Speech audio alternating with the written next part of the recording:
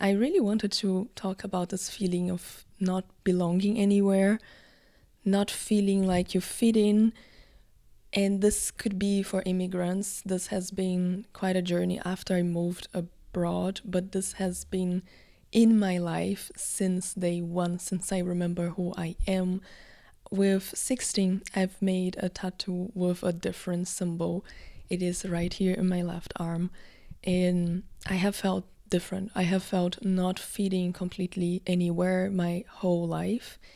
And at the same time, I am so cliche and I'm just another human. I'm so normal and almost feel like only I'm feeling this in the whole world. I realize that there's tons of people feeling kind of the same. This happened here in these episodes already many times because I end up sharing many things that are really unique to me and they resonate to many of us. So I thought today might be interesting to talk about this one, go deeper into some personal, but also that you could relate to them, and also some of the books, movies, concepts, authors, whatever that I could like think about and kind of brainstorm about this topic and just open conversation about something that feels hard to put in words sometimes. But today we're trying to do exactly that.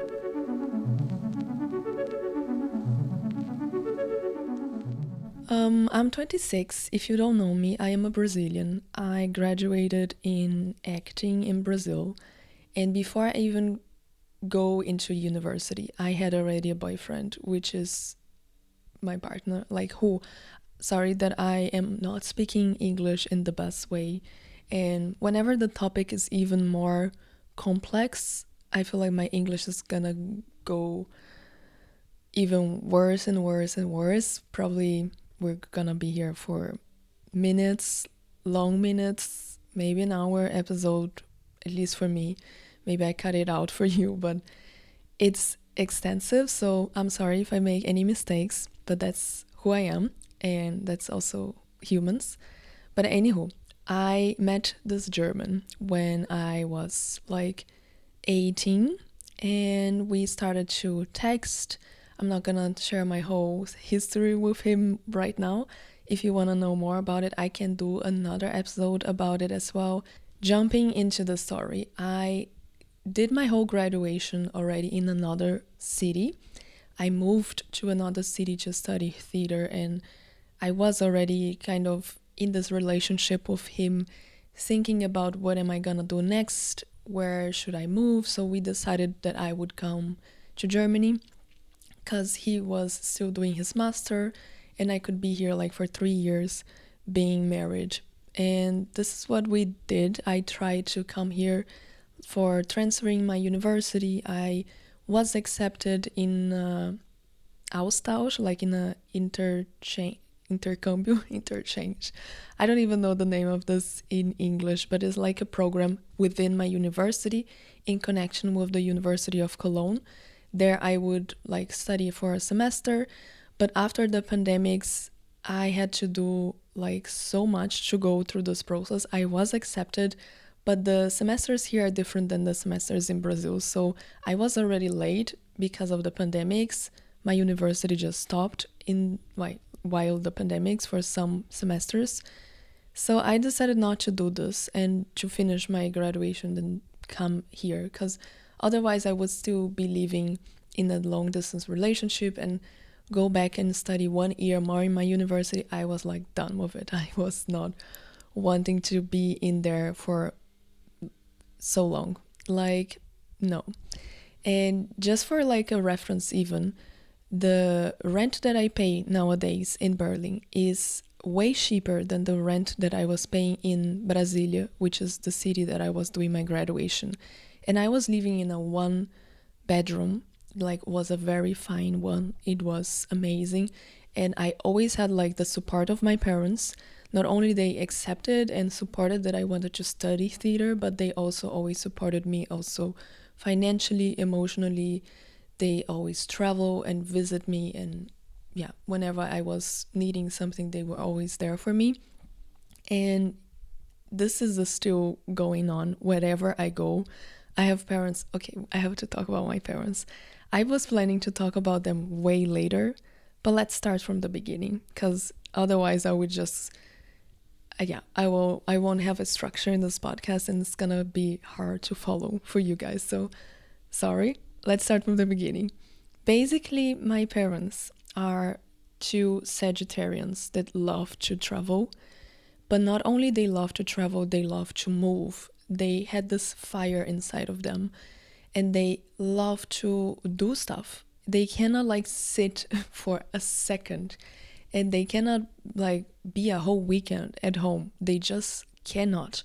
They have to go outside, eat a ice cream. They have to do a little trip like spontaneously. They would just take the car or their moto and go somewhere else. And as a child, this was even hard for me at times, like really hard to not have my parents there always. My parents were also like really busy with work or with family or with church or with friends. Like they were always meeting a lot of people, doing parties, hosting many events, going to many events. My parents were the kind of people that would be like invited for 3 different events a day and they would go to them all. Nowadays they're also like changing. They have been, I don't know, they are getting older as well, but they also realize that they don't have to please everyone or go everywhere. But this is the kind of childhood that I had. So I was already on a trip in the Andes for like a month inside a car, traveling with my family. We went up to Amazonia and then we went to Peru and then we go down through Chile, Argentina, Paraguay. And this all like when I was 12 or even younger. It's not fun at all. It's boring. It's the whole day in your car. So there were many trips that were fun, but many of them were like not fun at all. They are really more adventurous and I am always like really picky somehow with food, with textures, with environment, like noise and stuff. So it was really hard for me to enjoy these situations. And we also not had a lot of money at the beginning and we ended up growing. Like my dad had a business that just went well and got even better, but at the beginning we would like in my childhood stay in places that were like disgusting. I remember we already stayed in a place that my bed was full of shit of pigeons and the apartment house as well was like full of pigeons. It was like disgusting, honestly, and this just made me hate my parents to make me go through this all. I didn't want to go to the farm that we had because there was like creepy animals in there and I would much prefer stay at home, do my homework. But no, like I have done so many movements that I was even against too. And nowadays with my maturity, I kind of understand them and I thank them partially. I also honor this feeling that I had, but I also understand. And I'm grateful that they did this with me because otherwise I would not experience as much as I have experienced. I have been to the US, I have been to South America, I have been to Europe. They have been to Africa and Asia. I haven't, but even through them, I know a lot of experiences, languages, cultures, and this is like a huge part of who I am as well, and my interest into languages. And I am the one that even met a German, and I am the one moving abroad nowadays. They have never lived abroad, but they kind of prepared me to be ready. It's like fun to think about because it's almost like I needed this type of parents to be able to live the life that I live now. And I still struggle, but imagine if I didn't have this preparation, so to say. Like even learning English was something that I hated doing, and my parents paid like a private teacher, a private school, and forced me to do it, forced me to learn it because they knew it was important. And I'm here nowadays doing podcasts in English. So, and for many times they would even leave me and my sister with my grandpas, with aunts, uncles, and that was like tough as well. Like they were always somewhere or giving their attention to someone else or to a project. So I kind of felt terrible at times, but nowadays I realize how independent they made me and how abroad and open for these experiences they made me. Other than this, I also remember much less of this phase of my life because the beginning of my years I was a baby, so I do not remember, but they do tell me stories, and we also like moved our home a lot in the beginning. When I was born in Goiânia, but then we moved to São Paulo, and then we moved back to Goiânia, then we moved to another home in Goiânia. So we moved cities and we moved houses quite a lot, and then they always supported me to go away to study something, whatever I wanted to study. If I wanted to study something that was not in Goiânia, which is kind of a small city, I could go. And this was like the feeling that I always had in me because that was encouraged. So I tried to go to São Paulo, that failed. I tried to go then to Brasilia to study theater, that worked. So I went there, and eventually I came to Germany. And I have been living in Germany for over 3 years now in the same home, but talking about every single day, another home, another flat, another place in Berlin, because I do live like far away, but we love this, but we also suffer because of this sometimes. It's like everything is really far away. If I want to go to the cinema, I take 1 hour. If I want to visit the family of my partner, we take like almost 2 hours. That's like way too much. And anywho, I have been talking about this for years now with my partner, with friends, with my family, probably here as well in my content, like often. But I've never felt this urge as much as I'm feeling this right now.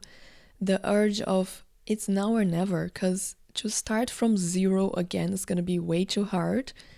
But I'm 26 and I'm planning for the next 5 years, and I am looking forward to a future that feels right to me, not anymore like what society expects or my family or career or the government. It's more like I just have this one life. I want to make sure that I'm making decisions now that feels honest with me, that I respect myself in this decision making. So I'm thinking about moving to another place, moving to another city, moving to another country, moving my home, all the bureaucracy that comes with it, how not easy it is, and how everything of this is connected. My work is connected to where I live, which is connected to family, which is also connected. Do I wanna have a family myself, like have kids?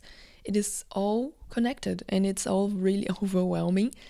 And I have made like a reels that went viral recently talking about this, like honestly really spontaneously, just in a trip that we made to Porto. I was talking about how people love Berlin. Whenever I tell that I'm from Berlin, Berlin has this charm, and it has indeed. I love living here.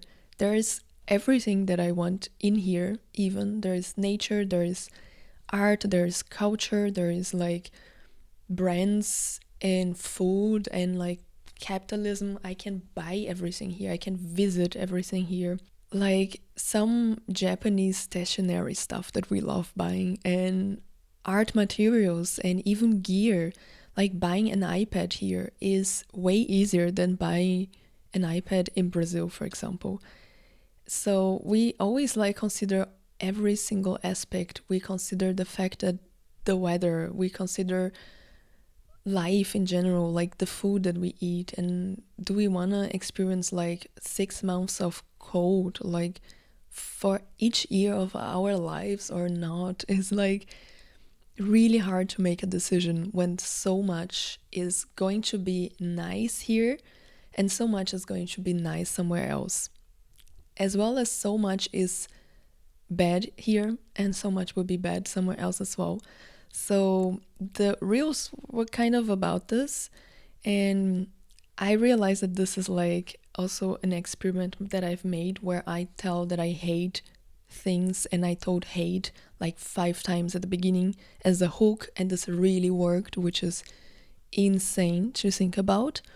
And people get it. A lot of people understand. A lot of people are travelers, immigrants themselves, but a lot were like not getting at all. And they were like telling me that I am the problem, that I am unhappy, that the grass is always greener. I got DMs offering me dates. I got huge DMs offering me a list of cities that I could live. I got, I don't know, like people that I don't know and don't even follow me doing a whole tour of their own city. Like, why should I move to this city? There is this point and this artistic.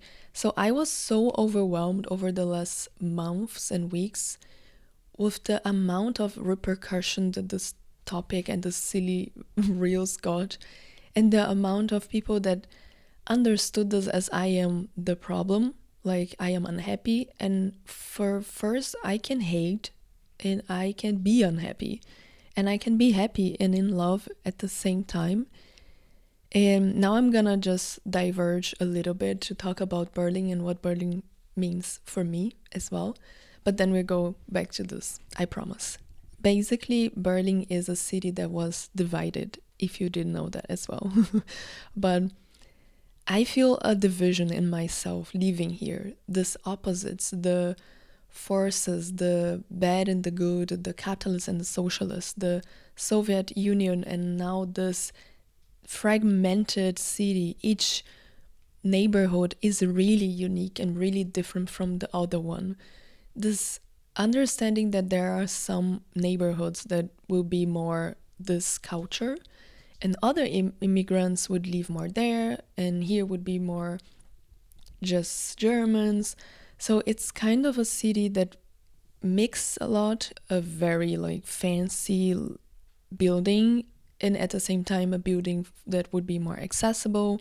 We have here like Genossenschaften, which is even where I live, that you could go inside, and they have also like more affordable rents, but also some would be even expensive and the same price and new as well. So it feels like really diverse, and at the same time you will see differences because it is diverse. You will see rich and you will see poor, and you will see someone living their best life in Berlin, and some people are living their worst life. So whenever you say that Berlin is amazing, that's too general. And if you say Berlin is a shithole, it's too general as well. Every single person that I met here is living such a different life, like in lifestyle, their work, where they live, what they eat, what they buy. And this is a city that supports this diversity even. So I still love living here. I really fell in love more and more with Berlin. I have for 5 years been in a long distance relationship, so I visit like my partner here for 5 years. I stayed here for months, and I already got like a glimpse of how it would be to live here. I did not came just let's go. I came because I also knew the city and liked the city. But living here was a whole different experience in a whole different neighborhood. We ended up loving where we live now, which is Spandau. Spandau is almost like an island, like a refugee place. Like, it was a fort, it was full of nature and water. And even where I live now, I have seen so many changes because people are building more and more buildings here to people to live here. It's like a boom that we are seeing happening in front of our eyes, and this is also shocking as well, because maybe the elements that made we like this place are now vanishing, but also the elements that we didn't like, which is the way that here there were like not so many restaurants, cafes, or events.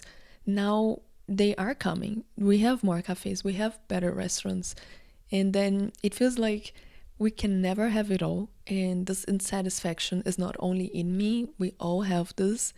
Like, people that felt angry with me because I was angry with this situation, and then they lost their time to write me a comment that I was the problem, that I was like not happy. I'm like, and you are not happy as well, because I made you piss with seconds. Like how pissed are you? Like, everyone. I understood everyone, and somehow I felt connected with people that connected with me on a more obvious level, like obvious in terms of, yeah, I get it, and me, I get it, that you get it, we get it. But I felt connected even with the ones that like hated me, that got like itchy inside and wanted to give this unsatisfaction back. And I'm like, I get it. I'm also really unsatisfied. Like, aren't we all? Like, we should be. I mean, it's normal. Oh my god, I'm all over the place in this episode. I told this was going to be a really hard one for me to structure. But I want to share with you like what my dad told me recently. He told, like, we have been having many talks, even like one-to-one or in family video calls. And one thing that he told me, and he keeps repeating the story, like parents are like that, they tell the same story over and over again, is that once I was like 1 or 2 years old, I guess it was like 1.5, and then we moved to São Paulo. They sold everything they had and they went to São Paulo with me, and they had like nothing. They had no car, they had no mobile, like they had nothing, absolutely. Like, they sold everything and they went there and they were staying in a hotel, and then every day they would go outside and try to find an apartment. If you're watching the video now, you can see my cat. She joined us, and I hope she's not gonna distract me somehow. But she is already distracting me. So anyhow, let me tell the story about my cat then. I was living in Brasilia, I don't know how I told that, Brasilia. And then I was living alone. I thought about living in like a place together with other people. I also had family in Brasilia that I could be living with, but then I know how I function the best, and I knew that I wanted to have like my own space. And then I guess it was like months later, I felt like too lonely. I got Gracie, and then Grace is like based in a song from Florence and the Machine, this name. There is a song called Grace there in her album that I was listening at the time. And I knew as well that I would have to bring her with me wherever I go, because she's my pet, she's my cat, she's going to be my responsibility for the next years of my life. Like, I have lived in São Paulo so often in my life, always in the transition time. Like, I've lived there when I was a baby, and then I have lived there in the pandemics, and then I've lived there after my graduation. Like, always like short periods of time of transitioning. I have to go there and like stay there a little bit. Not that I have to, but I ended up doing this. And now I almost feel like I want to go back to São Paulo, live there for some months, and this will be like my transition. After this, I would know where I should go next. And maybe São Paulo is just the worst city ever that would make me realize that wherever I go will be better. Maybe São Paulo is just an amazing city that will comfort the chaos that I feel inside with the chaos that it is outside. I don't know. Anyhow, I then brought my cat Gracie with me always. She did 3 hours between Goiânia and Brasilia. I was driving. She always was like going there with me. And it was also really stressful. As you know, traveling with a cat is not that easy. But because she has done this so much, and I was like practicing with her. We did like airplane to São Paulo one time, like to do a practice.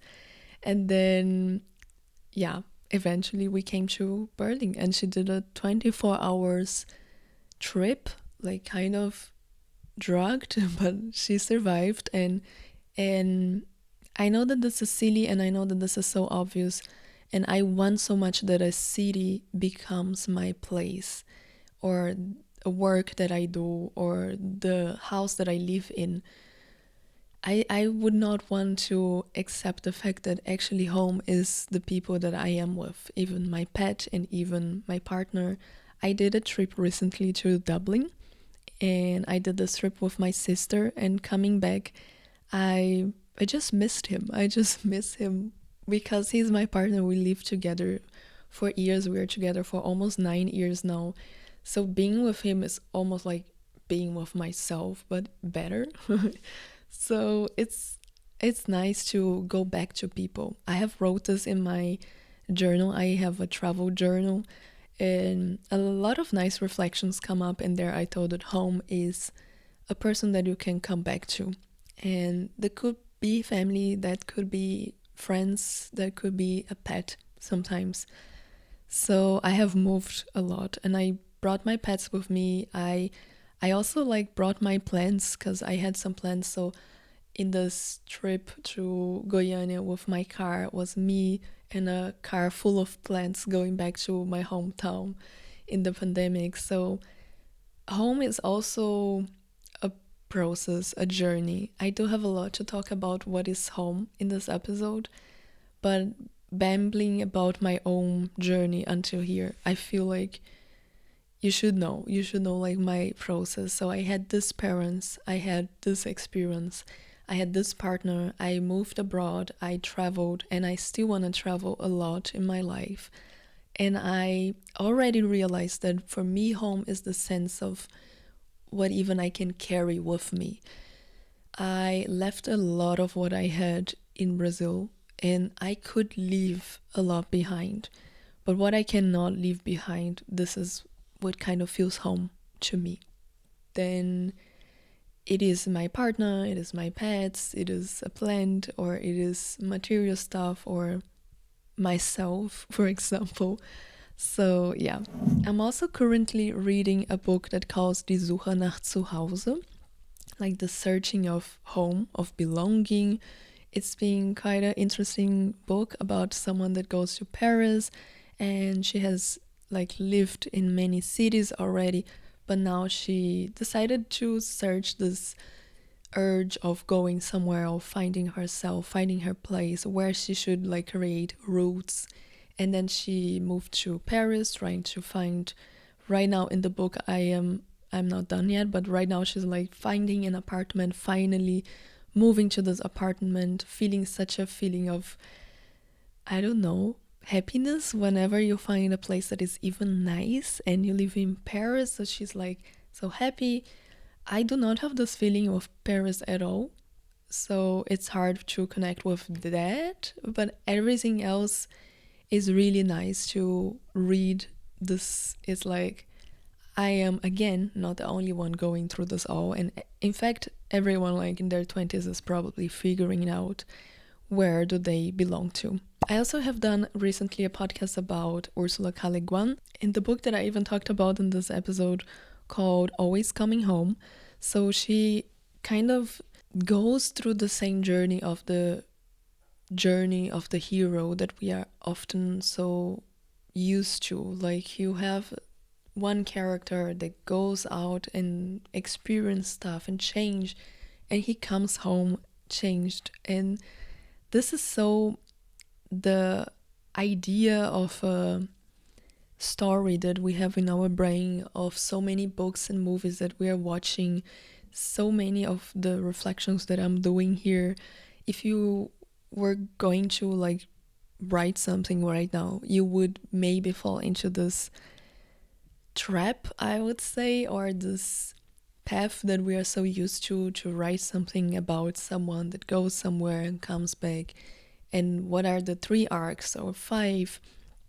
And I wanted to make a parallel with Frieren, which is an anime that I'm rewatching right now with my partner. And this anime kind of broke this, because this is the journey beyond the end. They already have done this huge journey of the hero, and because they are all men and there is a hero and his name is Himmel, and the names of these characters are also in German, which is so cute. And then they kind of like save the word, and they come back and the story is over. but not for her, because she is not a man and she's also not even human. She's an elf, and she will still go on with her journey. Like, for them, for their time life span is over. Like, they have done this and this is it. But because she has so much time and she's almost like immortal, she can do whatever she wants, and the journey just continues, and she just goes on, and then happens something, then she meets other people, and then happens another thing. But there is not like this, we're going out to this journey and then we're coming back home. She doesn't even have home. She's always walking in her journey.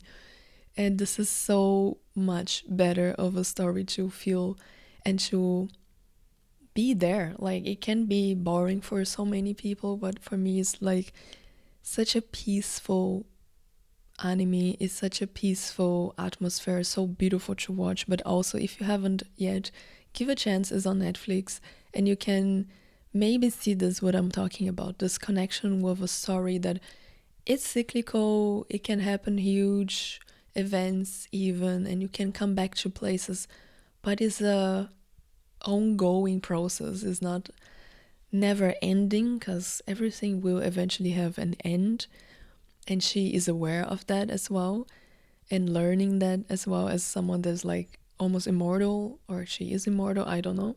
But it feels like nice to see a story being told from this perspective that is not about the hero's journey. And yeah, I have talked about the heroine journey as well, and this is like in Portuguese, I guess. If you want to listen, it's also in those episodes. Like, recently, last month, I have done this because I felt like it was interesting to talk about, and especially this one I did in Portuguese because I feel like there's not so much in Portuguese about this topic. Another parallel I wanted to share with you is the parallel of going out of your parents' house, because at some point this was your own life, your own house. You had the space to call yours, along with also, yeah, your family lives there, but this was like your room, your space. And at some point, life or love or work or the university will make you leave this place, and this will be a relief probably, because you were dreaming about the day that you would move. It will also be a struggle because you will miss your parents, you will miss your room, you will miss routine or food or whatever it is. But it's such a freedom, because now you can do whatever you want. You can decorate how you want, you can eat when you want. It's your home, it's your place. And imagine now that even if you would want to go back to your parents' house, it's your parents' house. It's not anymore like your house. You are a different person. They are different parents, different people, and the house itself will feel much different. So if you are not like an immigrant yourself, the only way that I can make this parallel and make this be like so universal that not only immigrants will feel this, is this parallel of going out of your parents' house and search this place on earth, and a place that will accommodate you and who you are. And I feel like this is for immigrants maybe just on a bigger scale, because now you're talking about a country, a culture, language, food, a city, your friends, your work. Like, it's so huge, but the essence is already there once you leave the house of your parents. Eventually, yeah, you can even come back, but even if you come back to live there, you are aware that you are a different person, and this experience is not going to be the experience that you had once you were a child, for example. Existing takes space. I have learned beyond this layer of an immigrant. I personally feel like as a woman, I have a layer of taking space, and some spaces are not for me at all. And I know I'm a woman that was born already with so much freedom. I have many rights. I can vote. I speak my mind in comparison with my mom, with my grandma, with, yeah, women that came before me. I have so much space. I take space. Like, I am I bother people already. So yes, but I still feel like I cannot take so much space. I still have to like close my legs or speak not so loud, or I have to not bother people, please people, be nice. The classic. Like I even in my body and the way that this affects how I eat, how I dress. I cannot wear this color, I cannot wear this clothes, I cannot go in the street after this time. I do not belong in this room. I don't belong as a woman, and I don't want to take space often. Then I look like a little shy, or simply being there and even speaking my mind. Sometimes I'm taking as much space as I can, and I still feel invisible and not heard. So that all is also a search of feeling home, a search of feeling this is my space, this is my territory, this is me here now. I can take space and I can conquer some space. When I came to Germany, I did music for years with a friend, and the first song that we did called Kriegerich. Kriegerich is like a warrior, is like bellicoso, is like bellic, is really war vibes.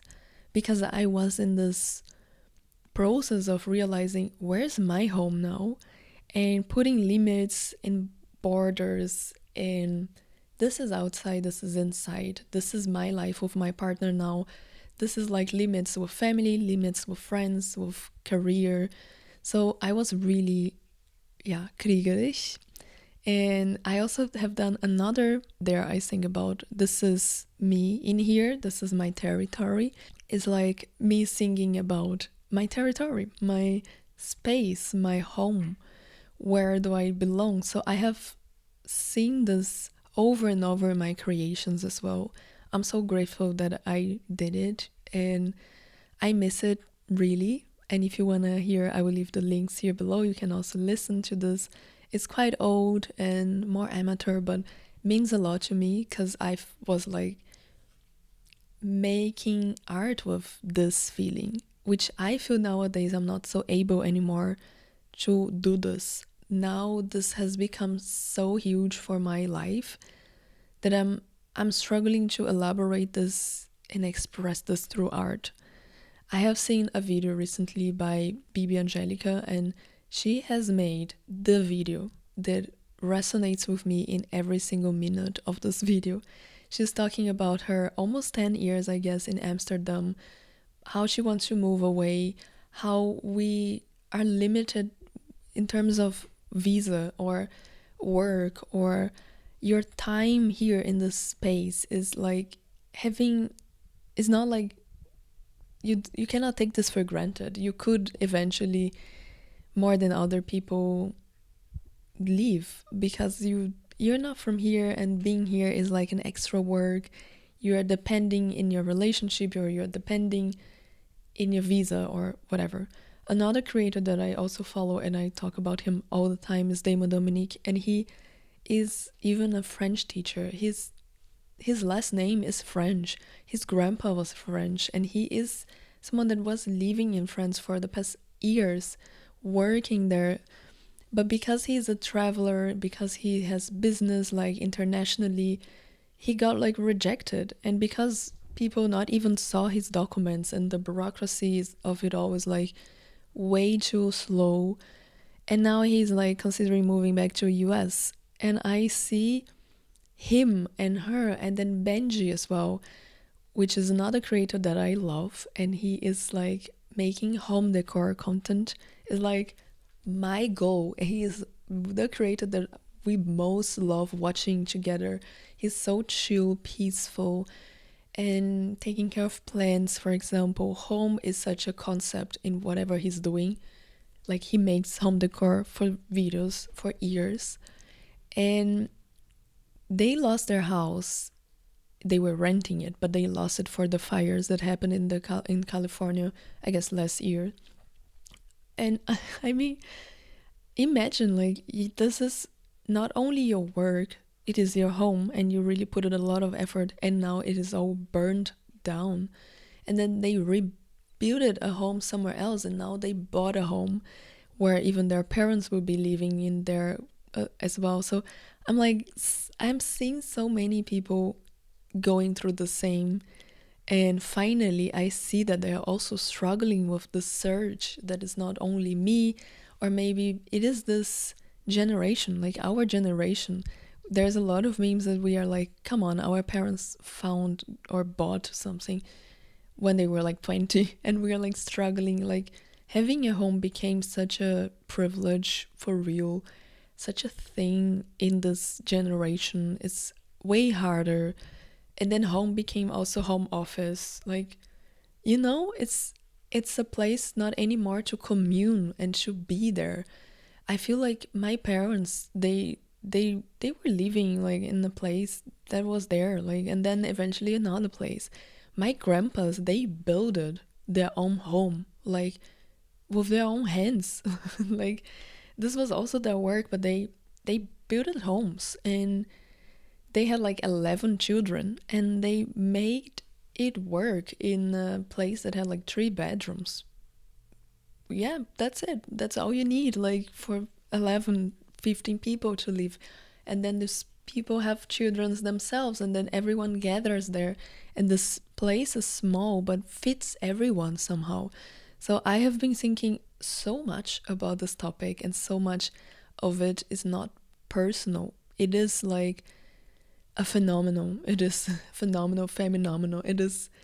It's huge. It's everywhere. It's not just for me, and it's not just in my country or in countries that I know. It is global, and it's going to be more and more a thing, I guess. My take on this, if you want to know, is that this cannot continue like this. We are living in a world that is so globalized nowadays. We have more and more bicultural, multicultural relationships.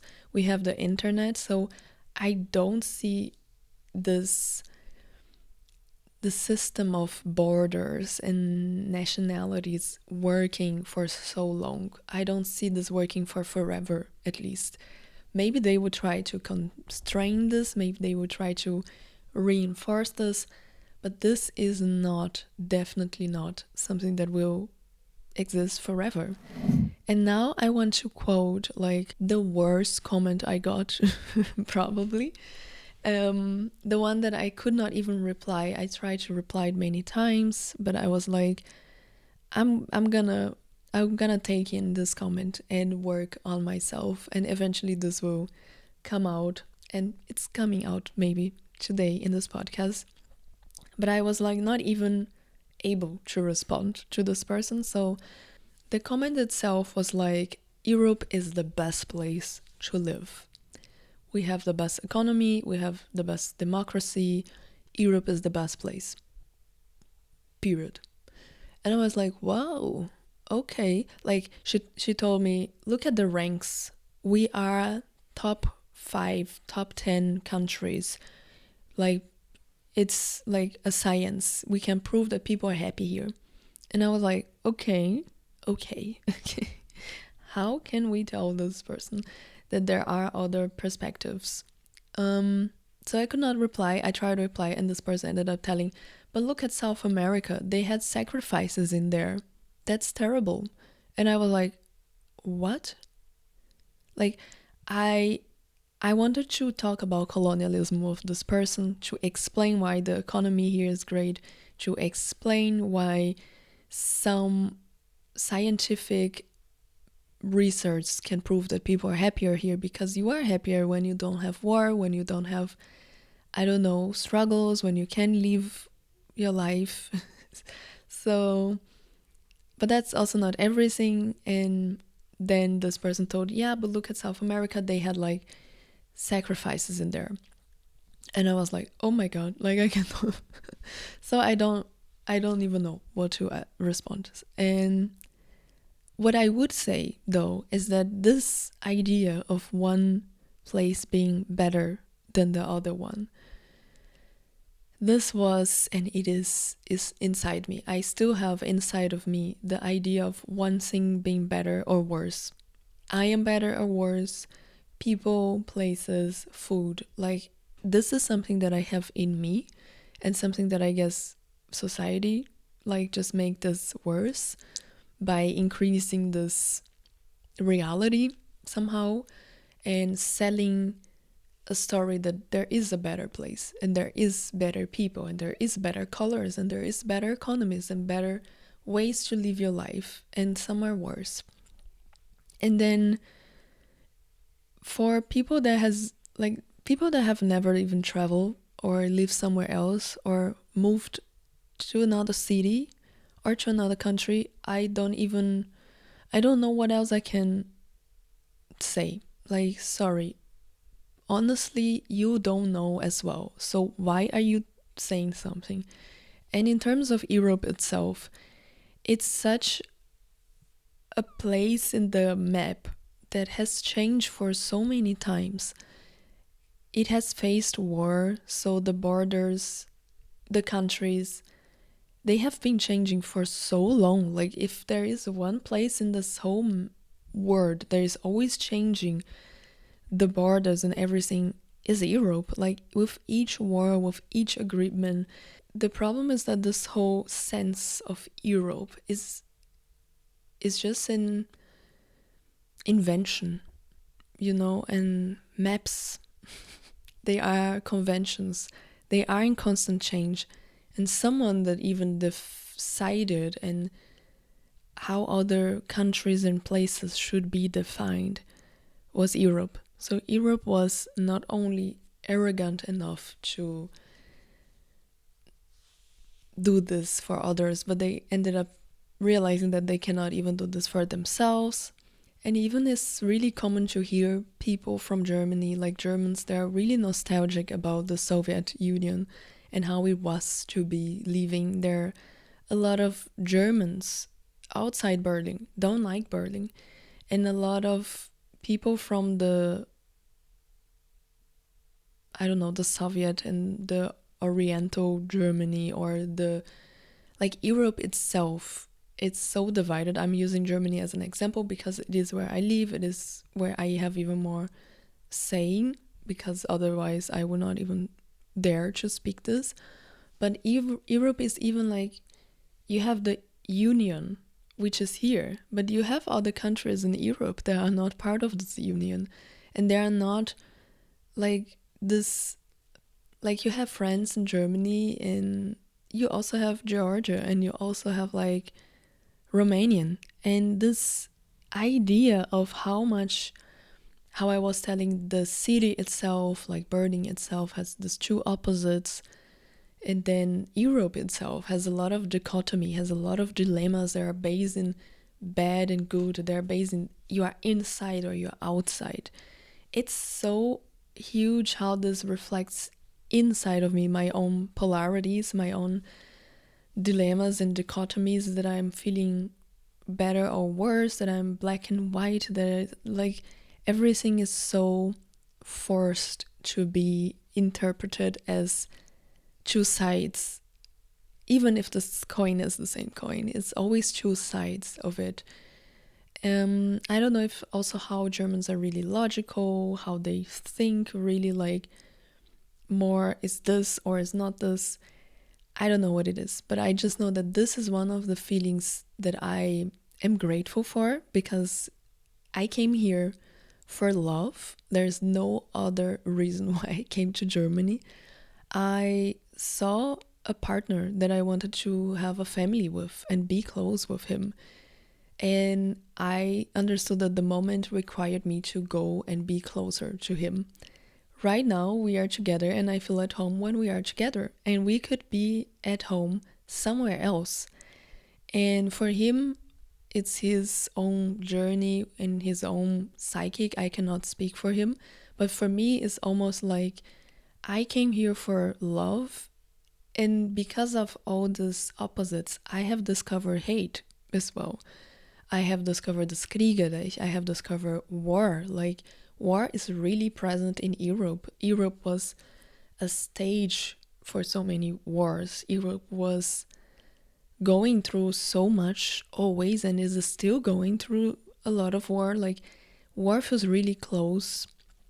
This opposites energy here as well. So I feel like I came for love, and I could only really understand love as well if I would understand hate. And I'm going somewhere with those reflections. Hang on there, because somehow I feel like I maybe would learn this somewhere else as well. And this is always like me projecting, or how I interpret these elements outside of geography. But somehow this is all really internal, and it does speaks about me. Yes, I am the problem. Yes, I am unhappy. Yes, I hate. And like accepting that, yes, sometimes I always see that people are having a better life than me. Not people in specific, but I always think I could be doing something else. I could be somewhere else. I could be someone else. Like this urge of wanting peace, but I cannot keep up with peace. I cannot maintain like this peace, this presence. And this is all about me. It's not anymore about Europe. It's not anymore about living here. But in the search of kind of unifying or like dialoguing with my two extremes, I feel like I am able to now see a sense of belonging in not belonging, in a way that I have always felt not belonging. I was too German for Brazilians and for Brazil, and I was too Brazilian for Germans. And I am not wanting to go back, but I'm also not wanting to be here, but also not want to move. But I like the in-between spaces. I am now a German teacher or an actor. Am I a content creator, or am I just someone that is creating and sharing this online? And I feel like I live in this in-between. I live in this interconnections, intersections. I live in these layers. I live in this diversity, in this dichotomy, in those dilemmas. I am someone that loves so much, and I'm someone that hates so much. I am both. Like I can be both. I am a German and I am a Brazilian. I'm both. I am someone that feels like I belong to this world because I am a human. I have the right to exist. I already exist, and I take place, and I impact people, and I create, and I live here. I belong to planet Earth. Like in a bigger scale, I belong to Germany. I have a home. I have a family. And I don't belong as well to any of this. Like nothing of this define me so much. There are many places that I don't belong to. So yeah, it's almost like I belong and I don't belong at the same time.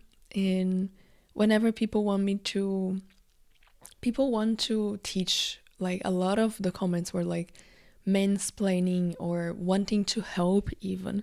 And I'm like, I don't even want your help. Like, go help yourself. It's almost like people want to tell you what to do, and people want to explain your own situation that you're in. And for me, I'm like, I don't want to understand also. I don't want peace. I want the struggle. I want the chaos. I want to, like, what else? I want something. And give me this emptiness that I have inside of me, because that belongs to me as well. So not thinking about where do I belong, but what things belong to me.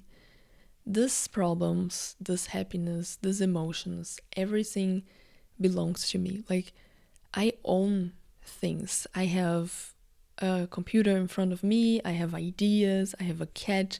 Like, not only searching where do I belong or to whom, but also I own things. Like, people belong to me as well. And this connection of belonging is sometimes so possessive, is sometimes so wanting to have things. And I want a better, like, I want stability, I want money, I want material stuff. I want time. I want to own something. And I feel like maybe this is also interesting when we don't own anything. The feeling of, yes, no one belongs to anywhere. And even if you think you own something and something belongs to you, it's also such a illusion. So someone told that I was shopping for passports. And I was like, oh my god, this is so boring. Like, so boring. Number one, the Brazilian passport is quite nice. Like, you can go to so many places, and people even actually want the Brazilian passport because everyone could be a Brazilian. So you could actually get it and then go to places. I go already to so many places with my passport, so why would I want another one?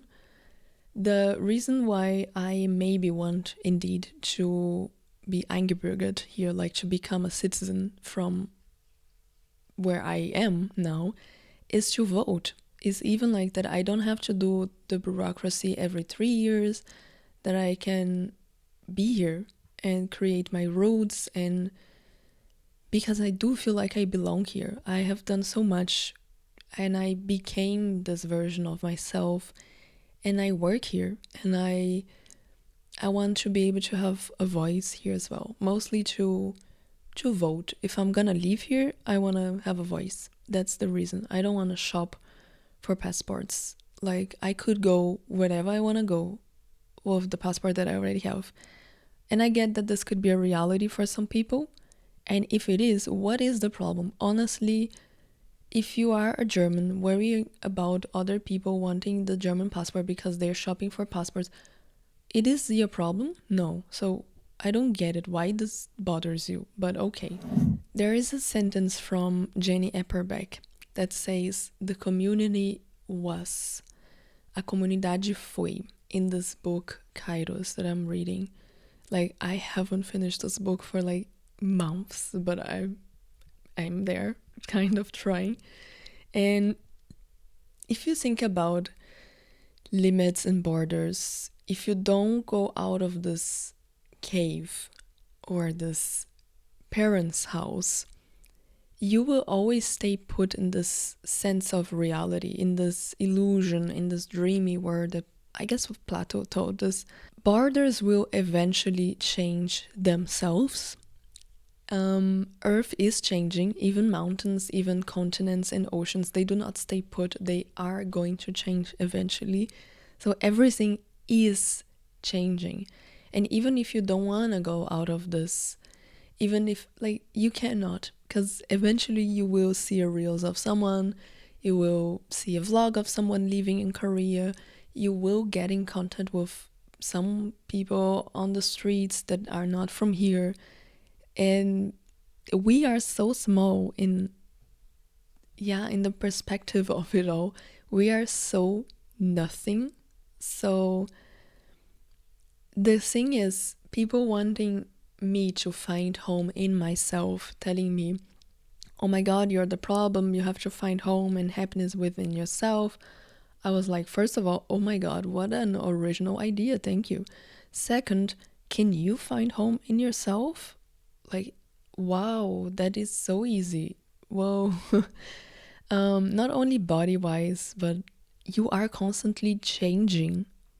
How can you make peace with your own home if you belong and you do not belong at the same time? And the sentence from Jenny Epperbeck is so nice and beautifully put, because community, the sense of belonging in home it always was, like, it's always in the past, it's always like this home. In our brain is this concept of the parents' house, and that's not even our house anymore, but that was home even for us. If we go really back in the essence of it all, that was home. I'm finally starting to accept this shadow of this all. To belong more somewhere, I have to stop belonging somewhere else. And there's so much fear in there, fear of this unknown, fear of how I will respond to something new in my environment, how to find home or accept that what we do is to leave home. All what we do is leave and then leave again and then we leave again. And more than finding a new home, first of all, what we do is we leave. Like our parents prepared us all for then we just leave. And then we leave again and then we leave. It's like we don't find home, we don't create, we mostly leave. So community belonging was like our home was. It's always was. Like even leaving every day, you go outside and then you do something, then you come back. But it's like this movement. Having a home is almost like having the movement of leaving and coming back. Maybe home is not a place, maybe is the movement of leaving and then coming back. There is a concept of Homi K. Baba, which is the third space, and he argues that this in-between space, like this transition space that I was talking about, between your culture and your new culture, is actually productive and creative. Like there you have I don't even know how this is in English, but it is like materialismo dialético. And in dialética you would have the thesis and then the antithesis, and then you have a third one, which is now the synthesis. But the synthesis is actually going to be a new thesis that is going to have a new antithesis. So you are not A, and then you're not B, you're like this hybrid C, but even this hybrid C will become a new A, and then a B will come and defy C or D, and then you will create an E. And most like crazy is that I was in Porto in this trip like recently, and there was like a graffiti with this written in the wall like materialismo dialético, and I was like, oh my god. Like I am, as a Brazilian, feeling not Brazilian because I was colonized. Like I am actually Portuguese and I speak Portuguese, but I'm also not Portuguese because I was born in Brazil and I have many other heritages, like from Africa, from America, from like Middle East, from so many places, even from like Europe and other places like France. I'm 20% French, and I discovered in my DNA test that I'm also like Jew, and I'm also like from Ireland and from England, and I feel like, wow, like I am not A, and then I'm also not B, and then I became this hybrid, and now this hybrid here is not this hybrid anymore, and now, it's like there is also this uncanny, like unheimliche. This is like a concept that Freud wrote, and in the post-colonial, like a lot of writers wrote that they were describing this feeling of being in a house that is not a home. And this makes so much sense because this is post-colonial. Colonialism is so, oh my god, I have to make maybe more research, read more, and maybe make even a podcast about colonialism, because this is so painful. Like colonialism is something that really hurts, because you go into someone else's territory physically, but also emotionally, psychic, and you conquer and you make it yours, but it's not yours, and you think it's yours, but everyone is left with the feeling that no one belongs in anywhere after this process of colonization somehow. So you live in a place, but you don't feel like this is your home. I have felt my whole life in Brazil like this. Even though I am belonging there, I know that I feel this since day one. I also feel this, and if you research, if you learn a little, you will feel this as well. And this feeling of the familiar becoming strange somehow. At least we in Brazil, we are all aware of this history more and more than Americans, North Americans, and Europeans. We learn this in our school. We learn the history of other countries as well, and our history. And this is like so important, because you would see and feel racism, differences, classes, politics, so many problems coming from this. And belonging there just because my language is Portuguese or just because my family is there is is a part of me, but it's not the whole me. You know, it's like I feel belonging there, but not completely. It's hard to explain, and it's hard to tolerate there is being in Brazil as well. I feel like a lot of my privilege being white and rich in Brazil, I think that life there, if you think it's just nature or beauty or like how Brazil is portrayed for the outside, it's not like that. It's not like that. I, for example, lived in Brasilia and Goiânia for the most periods of my lifetime, and there is like super dry, like nose bleeding dry, like fire outside my house all the time. And we would go like months with smoke, with fire, with so much. It's so warm, it's so hot, it's so dry. And living here now, I go through months so cold, like minus 20 degrees cold. I see no sun, life is stuck. And I feel so ungrateful and picky. And at the same time, I feel like I am the one that has dealt with fire and cold. Like, yes, I'm unhappy with fire. Yes, I'm unhappy with super cold. Yes, both are like really challenging. Come on, like they're challenging. But then I realized, whoa, I am the one that has dealt with fire and super dry weather and then super humid and cold as well.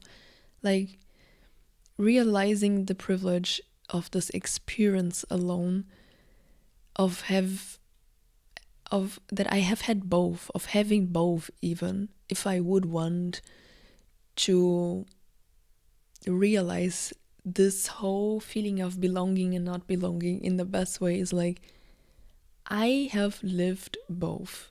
I had already a privilege to be again experimenting both of these extremes. To live as an immigrant is to live permanently on this threshold, and there is like this liminality. It comes from Latin, even liminaridade. You are like in limiar, you are like in this threshold. You are so almost there. Like you have left a room behind you, but you are not quite in this next room in front of you. Like you will maybe feel like me, picky and ungrateful and so annoying because you know better and you know worse. And I am putting the words better and worse because this is my reality, how my brain kind of works. But you know both different situations, to put in a more neutral perspective. You have the experience of both rooms. Like you have one step in this room and another step in this other room. And some Germans and Berliners would agree with me in many things and some not, and Brazilians as well. So having this idea, not only for me but for other people, has freed me from so much judgment. And this is something like that Gaston Bachelard told when he talked about the poetics of space. There is a concept that he uses for this childhood home, which is your first house. And this first house is etched into our bodies. Like this is for me, yeah, the sense of when I think about an ideal home for me, if I want to have kids at some point, I envision a lot of nature, having rabbits, open space, a nice weather. And this was like how my first house was, the house of my child life. I was having like a big garden and then a studio and neighbors to play with. I could go outside and be outside playing until 22. Like this is even the connection with this home that I had and the farm that I also had with a lot of animals and family gatherings. This is like in my body. And for my experience, this was like my first house. For immigrants, every other house is going to be like a ghost house that no longer exists. Like I would be living here and this is a great life and I'm so happy and grateful and I'm so in love with my space and I love home decor. But I am like, but there's no place for like a garden and rabbits and Sun. Yes, there is no place. Yeah, that is true. Like, there's nothing you can do about it right now. And yeah, I feel like sometimes we are mostly nostalgic. I feel like growing older, I maybe sound like a grandma already because I was, for the past month, so longing and being so in my head and nostalgic and wanting something, like also remembering something that almost I also never had, like is missing something that you never even had. Like the Sehnsucht, for real. It is like nostalgic. And this is an intense analysis about myself. I was in Dublin, as I told already, recently with my sister, and there a guy asked me. Actually, we were like crossing, and there we even ate in a restaurant that calls Toca Tapiocaria. It's like a place for Brazilian food. Amazing. So we actually ate Brazilian food there. There are a lot of Brazilians in Dublin, a lot for real. People told me I didn't believe them, and it's real.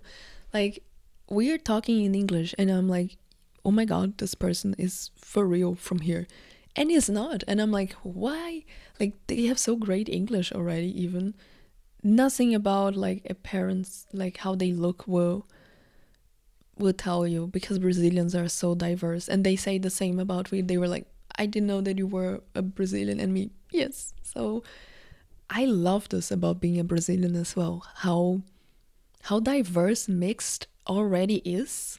So yeah. Anywho, I was there, and we were like going out of this restaurant, walking, me and my sister, and a guy was like in a taxi. He was a taxi driver, and he just told, I like your hat. And I was like wearing for real something, and I was like realizing no one else was wearing a hat, so maybe he's talking with me. And I watched him, and I just smiled and told thank you. And then he immediately asked, where are you from? And I was like, why? Like, I immediately also just wanted to know why this taxi driver that could just leave it like that. He could just say nice hat and that's it. But he was interested in my heritage. And I mean, bro, I could share with you my. Technically, I'm 40% Portuguese, but then I was born in Brazil. Now I'm also like a German, but I'm 20% French. But I'm also from the Middle East. I'm also from Africa. I can also share with you like details. But am I also this biology? And so I was like, why you wanna know? And then he was like, I'm curious. And I was like, nah. Then I was already like walking, so I was already far away. I just not answered him anymore and continue walking. And this moment, like, yeah, this moment just stayed with me. I'm still like with this question in my brain, where am I from? I have made a lot of jokes already about this question. I tell people often that I'm come from Brazil, and they are like surprised, or they're intrigued, or they're like, where in Brazil? Or they're like, oh, I have never been in Brazil. And me, good for you. Like, or like, I struggle and have I struggle with small talks in general, so this is also a thing. And this is not small at all for me. Like, this is not a small talk. This is a podcast of 2 hours. So whenever people ask me this again, I also want to maybe try answering. I am from my mother. I am from my parents. I am from my home. Like, what else? What else? Like, I'm from Berlin. Actually, no. I could answer this with a city instead of a country. I could answer with a place. I'm from this restaurant. Like, I just came out of it. Or, I don't know. I feel like the more playful I am with this, less spiraling I will get. One of the final concepts I wanted to talk about is something really ancient, which is being a nomad.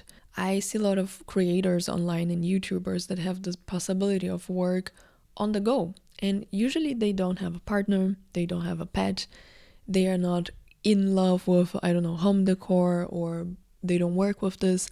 Their work is also something that is more free, creative. They can do this from somewhere else, or they even have to be on the go to be able to do this. When I think about it, I always remember like circuses, so you would go and present and then you would go and present. I think about tour, even artists nowadays that have 3, 4, 5 homes. Even if you are more rich, you will, I don't know, I like, but I guess yes, you will eventually even have more than one home. You will eventually have places that you belong to and you have houses there and you go on tour and then you like, I cannot like comprehend how the brain of this people are, like how do they feel about belonging, you know, once you're like Taylor Swift or something like this, and then you have seen the world and you do tours. I don't know, like there's a singer here in Germany, also really famous, Crow, and he lives in Bali now. And I do feel like a lot of people, once they reach even this level of freedom or success, they will leave the place that they are. Not many people stay where they are if they are succeeding. I don't know if I'm wrong, but I have this feeling that success, or even to put it in another perspective, like you are unhappy here, or you are struggling, or you don't find work, and then you want to move, or here you're facing war, or you don't agree with what's going on politically in this place, so you want to move. But I feel like the opposite happens as well. And sometimes you just want to live even a better life. Sometimes it is a much more comfortable life somewhere else. Or it's about being more closer to stuff that you like. So it could be a movement that is also being made from so many reasons. So it's hard to point and know if this is coming from a nice place full of joy and even privilege and luck, or if this comes from a place of necessity and you don't even will maybe probably be here talking about it because you just would do it and you have no choice. And to elaborate this all is something that I'm not even able to do in my perspective. So I see the future accommodating better these questions for both of the situations and all the situations in between. I see governments, regulations, people like talking more about it, I hope, because we do deserve to have a home in here. I see now people wanting to go, like we're now in a movement of going to the moon, going to another planet. It's so relevant that we all feel more at home. And I feel not immigrants, but humans in general. And deportation is a thing, politics is a thing, war is a thing. Home was always a thing. That's why being nomadic is so ancient, because we are, in essence, always on the go. Like humans, the human species is a process until we kind of wanted to establish and have cities, but it was not always like that. It was not always huge, big cities. And with technology, with everything that is yet to come, I don't know where the future will lead us, to be honest. And I myself cannot address or learn how to deal or to be nice about it. I myself am like, I don't know how to confront this differences that I have with Germans. Like I am really close-minded in many aspects. I am full of hate as well, and I can't give up on my own boundaries sometimes. Like, oh, I have to be more open. I have to, I don't know. I also realize that I have also my boundaries. I'm also having like some strictness inside of me in a bigger scale. When it gets too overwhelming, I go back to my body and boundaries, and I can be open. But you know, I can never judge other people for being also rude sometimes, or not friendly, because maybe, yeah, who knows where they're going through. Like, boundaries are important. like the door in your house, the lock, the privacy, the sense of here's my country, here's my territory. Somehow I also appreciate it as well. Like, I don't want that we are all like, okay, there's no borders anymore, let's just live all together happy in this country. That won't work as well. That won't be easy because humans are not ready for this. I guess I'm not ready for this, at least. I like my space. So many of us like our space as well, I know. So I wanted to finish with a story of a swan that I have seen over the years. Is a swan a couple that does at the same period of time, like now is spring. Every spring I see them building a nest close to a restaurant, and then there's like a lake, and it's a perfect spot. I would try to describe it, and maybe in the video I would try to add an image of it. It's like a tree, a huge tree, and you have like some vegetation in the border of this lake of water. So you have like water, but it's really high and protected because of this vegetation, and you have a tree behind you and like a wall behind you. And they do have like a restaurant in there as well, but it's private. It's like the best protective private space to build a nest. And many birds are doing this right now, so it's nice to observe them building their nests and flying more and singing and wanting attention, wanting a partner as well. And this one, they were like both building it together, but nowadays I just see mostly one, which is the female there. This process of building a nest and building a home and letting this be a cycle or a process of building, you find a spot and then you build how you want and you organize how you want, but a lot of it is already Mother Nature will offer you there, and you just have to like to search and find and then organize, add your touches. Like, not a country, not a person alone, but this whole work that we put together into making this place and this people and this culture our place. This effort of building privacy in a world that is so messy, this importance of these boundaries to give time for this couple of swans to have their babies. Like, it's really sacred, it's really unique and needs to be respected and later on crossed. So they will be born and they will grow, and then they will eventually go through a whole process of showing the world and then eating and then swimming and eventually for other birds flying, and the nest itself will be empty.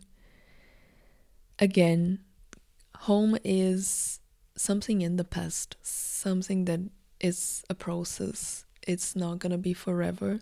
It's almost like a verb. It should be a verb and not a name, you know? Homing should be like a process, a verb. Like, it's a complex thing that I feel like I could never express enough how much home is important to me and how much of this is relevant to me, always has been and will always be, and how hard it is to talk about it in this structure, in this podcast, and giving meaning to this lack of belonging, and at the same time realizing that I do belong already. Let me know if you have any book, movie recommendation, any concept. Let me know your own history or insights about this all if you feel like sharing anything here. I was really struggling to put words in this feeling. I still am. But yeah, belonging and home and this feeling makes no sense at all. And the path, the journey it's confused, it's not like structured, so it makes sense that this episode was also like messier. Thank you for your patience and for your attention, for being here, for listening. I will leave you now with this insights and with a lot. I will leave you this with this all. Just a reminder, I am doing every 2 weeks an episode, so we're not here every week anymore. If you don't know me yet, I am an actor, filmmaker. I'm also like a multiple artist. I make videos, episodes here in my podcast as well. And you can follow me, you can check my portfolio. I also offer workshops. I'm also a German teacher, and then my workshops are to practice German with theater games. If you're onboarding, if you're learning German, and if you want to practice with improvisation, scenes, or games, that could be fun as well. Thank you once again for being here, and I will love if you leave a comment or if you leave a like, if you share this with someone that might also like this episodes. This is all I have for you, okay? Have fun, like exploring this belonging and the home concept for yourself, because I feel that this is so present in everyone's life, and yet we're not talking about this much. So yeah, have fun, and I will see you in the next one. Bye.